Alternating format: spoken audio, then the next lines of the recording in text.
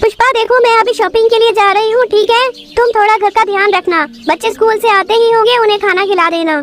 जी मालकिन, जैसा आप कहें। शालिनी ऐसा कहकर अपनी कार में बैठती है और शॉपिंग के लिए निकल जाती है। कार में बैठने के बाद उसे याद आता है कि उसने नोटों की गड्डी अपने कमरे में यूं ही खुली छोड़ दी थी। अरे ये क्या किया मैंने, ओफो, मैंने तो अपने सारे नोटों की गड्डी ऐसे ही खुली छोड़ दी। अगर किसी ने उठा ली तो? और कहीं ये नई नौकरानी जो आई है, पैसों का लालच। नहीं यार, ये मैं क्या सोच रही हूँ, वो बेचारी ऐसी तो नहीं लगती। और फिर मुझे उसका घर भी पता है, इसलिए डर वाली कोई बात तो नहीं है। ऐसा सोचकर शालिनी शॉपिंग के लिए निकल जाती है, जिसके बाद वो एक बड़े से मॉल में जाती है और मैनेजर साहब को बोलती है, देखिए मैनेजर साहब, आपको तो पता ही है कि मैं हर साल गरीबों को सर्दियों में कंबल बांटती हूँ, तो इसीलिए इस साल भी मुझे कम से कम 500 कंबल का ऑर्डर देना है। हाँ मैडम, मुझे पता है। अब हर साल हम ही से कंबल ले जाती हैं और इस बार भी आपको अच्छी क्वालिटी के ही कंबल देंगे। आपके 500 कंबल आपके घर पहुंचा दिए जाएंगे। ऑर्डर देकर जब शालिनी वहाँ से जाने लगती है तो उसकी नजर एक बहुत ही सुंदर रजाई पर पड़ती है। अरे मैनेजर साहब, ये रजाई कितने की है? ये तो बहुत ही सुंदर है। जी मैडम, ये आप ही जैसे अमीर लोगों के लिए मंगवाई है स्पेशल ऑर्डर पर। ठीक है, एक रजाई आप मेरी गाड़ी में रखवा दीजिए, मैं अभी इसकी पेमेंट किए देती हूँ। अपनी पसंद की महंगी रजाई लेकर जब शालिनी घर लौटती है तो पुष्पा उस रजाई को देखती है और उसे अपने बच्चों की याद आती है। हे भगवान, ठंड तो बढ़ती ही जा रही है और मेरे बच्चे बिना रजाई बिना कंबल के रहते हैं। मुझे भी उनके लिए एक रजाई लेनी चाहिए, लेकिन अभी तो मेरे पास इतने पैसे नहीं है कि मैं उनके लिए रजाई ले सकूं। पुष्पा का परेशान चेहरा देखकर शालिनी को कुछ समझ नहीं आता। पुष्पा, तेरे चेहरे पर 12 क्यों बजे हैं? बस मालकिन, वो ऐसे ही। मालकिन, मैंने घर का सारा काम कर दिया है, मेरे बच्चे मेरा इंतजार करते होंगे, अब मैं घर जाती हूँ। पुष्पा जब घर जाती है तो उसके बच्चे धूप में आंगन में बैठे उसे नजर आते हैं। अरे तुम दोनों यहाँ क्यों बैठे हो? घर के अंदर जाकर पढ़ाई क्यों नहीं कर रहे? माँ, अंदर बहुत ठंड है, यहाँ बाहर आंगन में धूप है, इसीलिए हम दोनों यहाँ बैठ गए। हाँ माँ, हमारे सभी दोस्तों के पास अच्छे अच्छे स्वेटर हैं और हमारे पास तो एक भी नहीं है, सिर्फ एक पुरानी सी चादर है। रात में हमें उसमें बहुत ठंड लगती है। मेरे बच्चों, परेशान मत हो, तुम चिंता मत करो, मैं जल्दी ही तुम्हारे लिए एक रजाई ले आऊंगी, फिर हम भी सब गरम गरम रजाई में सोया करेंगे। ये सुनकर दोनों बच्चे आराम से धूप में बैठकर पढ़ाई करने लगते हैं। पुष्पा चुपचाप घर के अंदर जाती है और खाना बनाने लगती है कि तभी सुरेंद्र काम से वापस आ जाता है। अरे भगवान, आज क्या बना रही हो खाने में? बहुत जोर से भूख लगी है। आप हाथ मुँह धो लीजिए, मैं अभी आपके लिए खाना लगाती हूँ। फिर पुष्पा अपने पति और दोनों बच्चों को खाना खिलाती है और सबके लिए जमीन पर बिस्तर लगाती है। माँ, आज फिर वही फटी पुरानी चादर बिछा दी आपने। इस चादर में हमें ठंड लगती है माँ, आप नई रजाई कब लाओगी? हाँ मेरे बच्चों, मुझे पता है तुम्हें इसमें ठंड लगती है। मैं तुम दोनों के लिए नई रजाई जल्दी ही लाऊंगा। चलो अब तुम दोनों जल्दी से मेरे पास आके सो जाओ।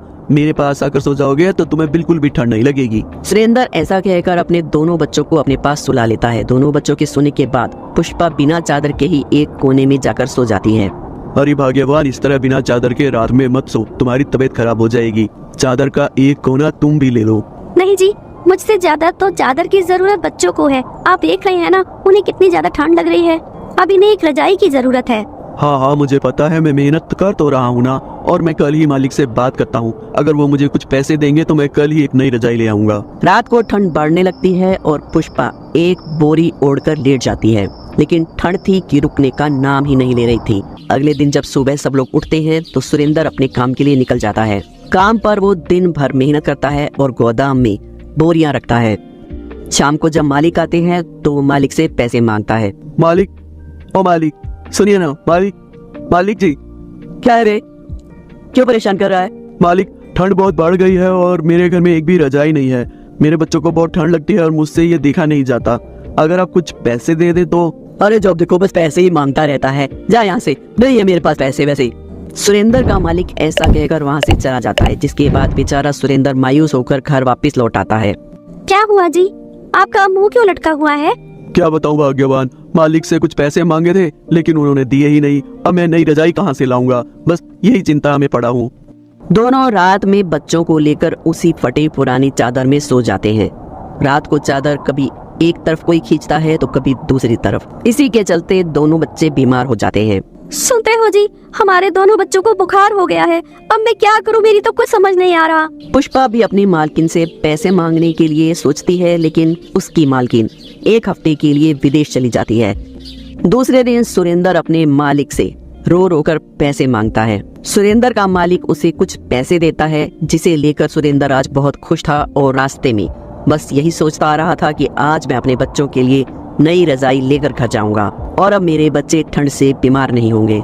सुरेंद्र ऐसा सोचकर घर की तरफ जा रहा था कि रास्ते में अचानक वो देखता है कि एक गाड़ी जोर से पेड़ से टकरा जाती है। एक्सीडेंट को देखकर वहाँ लोगों की भीड़ इकट्ठा हो जाती है, लेकिन सभी लोग बस तमाशा ही देख रहे थे।